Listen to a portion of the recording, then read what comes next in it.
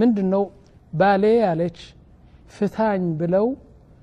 ገንዘብ የሚከፈል ክፈልኝና ልፍታሽ አለኝ እንዴት ከፍለዋለሁ እኔ ኮፍቺ ነው የጠየቁ አለች እና ዲኑ ምንድነው የሚለው ይህ በመጀመሪያ ይህ በዲናችን ምን ይባላል ኹሉዕ ይባላል ወይም ፊዳ ይባላል ኹሉዕ ማለት አንዲት ሴት ትዳሩን ለማፍረስ ከፈለገች ከትዳሩ ለመሳብ ከፈለገች ይህ ኹሉዕ ይባላል ወይም ፊዳ የሚከፈለው ከፍላ ኒካሁን ለማፍረስ ትችላለች እንዴት የሚከፈለው እሺ እንከታተል በመጀመሪያ ደረጃ أن يكون الطلب من المرأة دون عذر عندي ست على من مكنيات قلبوا منوا ሁሉ ነገር ተስተካክሎ ተሟልቶ ያለ على من مكنيات ባልየው ምንም ያጎደለው ነገር የለም على من مكنيات ጠልቀኝ ካለች ይህ ነው ኹሉዕ የሚባለው يعني ተገዳ ሳይሆን ወይም እሱ አስገድዷት ሳይሆን በራስዋ በቃ አብቅቶኛል እኔ አልፈልግም ካለች አለ ምንም ምክንያት ይህ ኹሉዕ ይባላል ስለዚህ መጀመሪያ ኹሉዕ ለማለት ከተፈለገ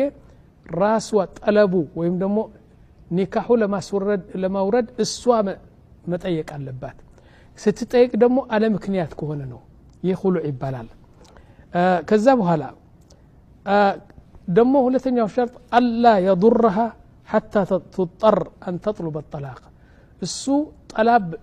ጠላቅ እንድትጠይቅ የሚያደርጋት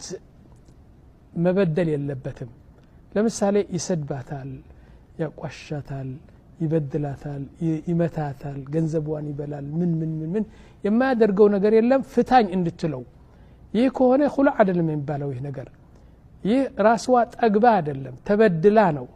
ይህ ኹሉዕ አይባልም ይህ ወንጀል ነው ይህ በጣም ስተት ነው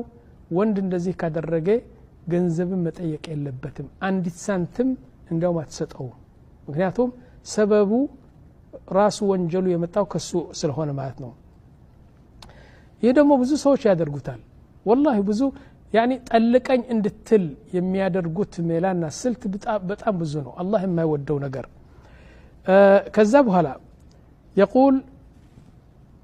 أن يصرف ይህችን ሴት በቃ